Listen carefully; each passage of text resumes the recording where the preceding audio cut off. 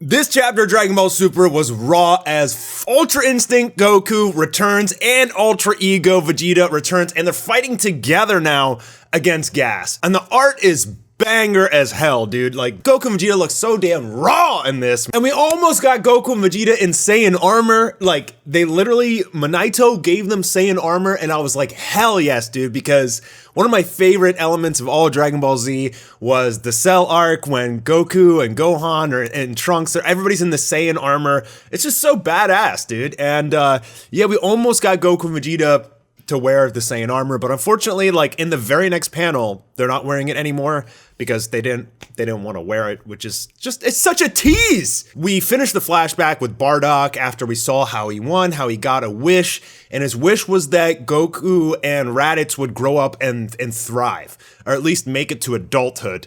And this definitely has fans like kind of on the fence because they're like, wait, did you literally just throw out the entirety of Goku's character? Because the only reason he's alive is because of a wish? And Vegeta even says this, like, to think that you and Raditz survived when you were young just because of a wish from the Dragon Balls, right? Yeah, I mean, that's a pretty important element that they're just throwing into the story all of a sudden. Hey, Goku, only reason you survived is because there was a wish, like, over your head, keeping you alive the whole time. I'm not really sure what the wish did because Bardock wanted Goku to grow up and thrive. He knew Frieza had a plan, so he sent Goku off on his way, right? And Raditz was just off with Vegeta on another planet at the time. So what did he really accomplish? I mean, I guess, like, what are you doing? You're just throwing out the entirety of Dragon Ball, like the initial series, just because it was all a wish that he just would succeed, right? All those trials and tribulations, none of it mattered. Fans are kind of on the fence about this whole wish. I'm not really sure how much it actually mattered in the grand scheme of things, but I've seen a lot of outrage over it, you know, on Twitter and things like that. So, well, I digress. Let's get into the combat. Let's get into Ultra Instinct Goku and Ultra Ego Vegeta returning, and now fully rested up. Minato healed them. They took a little break. They are full stamina, so we're gonna get to see what happens when they haven't just had a super long battle with Granola. And from the beginning, Goku and Vegeta walking out of this little house, it reminds me so much of them like walking out of the room of Spirit and Time, all slow, all powerful. And you gotta hand it to Toyotaro in this chapter. In my opinion, this is probably the best art chapter in the entirety of the Granola arc, simply because these panels are very, very clean. There's some really dynamic angles. The shots are just straight up cool. Now, I just want to pause and just leave some criticism here. Goku and Vegeta team up so easily. This is one of those things, just like them eating senzus or not eating senzus because of pride. And now it's like, most of the time they want to fight one-on-one against the enemy, but sometimes when the story fits, they'll fight together. I mean, you think with Vegeta's ultra ego and the pride and everything in question, everything that's been explained in this entire arc, Vegeta would want to take on Gas alone, or Goku would, or they would like flip forward or do rock, paper, scissors or something, but nope. If we wanted them to fight together, we're just gonna write it in. If we want them to fight one-on-one, they're gonna say it's a pride thing. If we want them to eat a senzu bean, give them a senzu bean.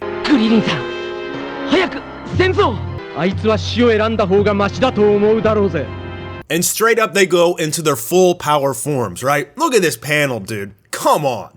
Come on. I mean, oh my god, this is so raw, dude. And I like the contrast on kind of like the dark Vegeta versus the light Goku.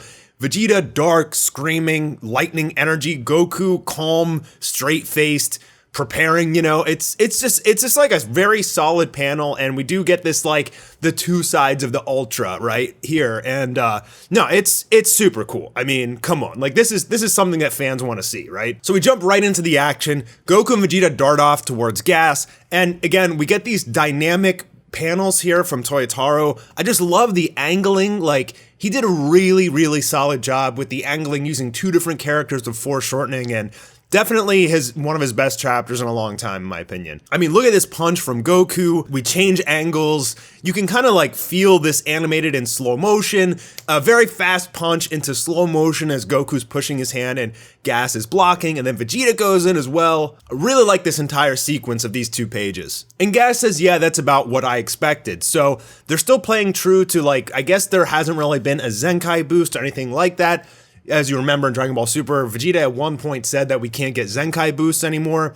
So even though they're full power now, they're still not really that close to Gas yet. At least Vegeta can be if he takes enough damage.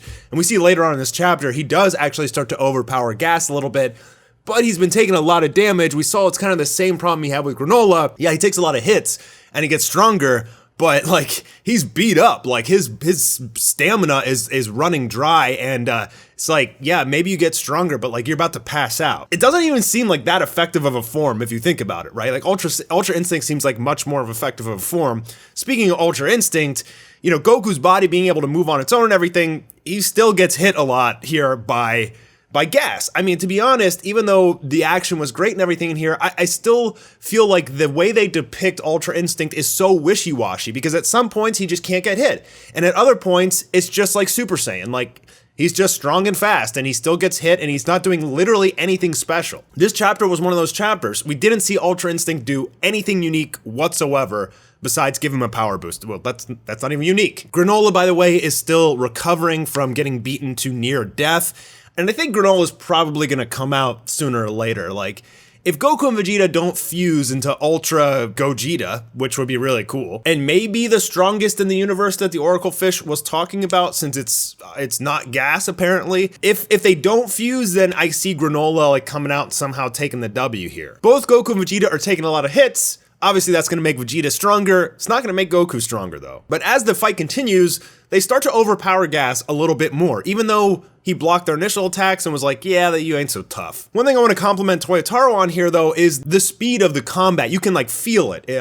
One thing I always praise One Punch Man's artist, Yusuke Murata, is for his ability to make panels feel animated. Like, you see the still image, but you kind of see it animated in your mind.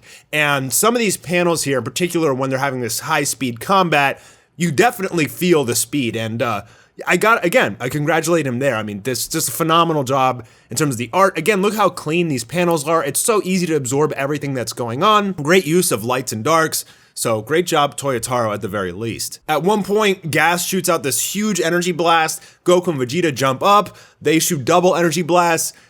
Gas dodges it, appears behind him, smacks Vegeta in the back of the head with a big old spike mace, throws away the spike mace, and then chases down Goku, landing a big kick in his gut. To which Vegeta charges up a huge death ball of Hakai energy. Now, he throws it at Gas. He challenges Gas to try and stand up to it, just exactly like he did with Cell. He basically just baits him.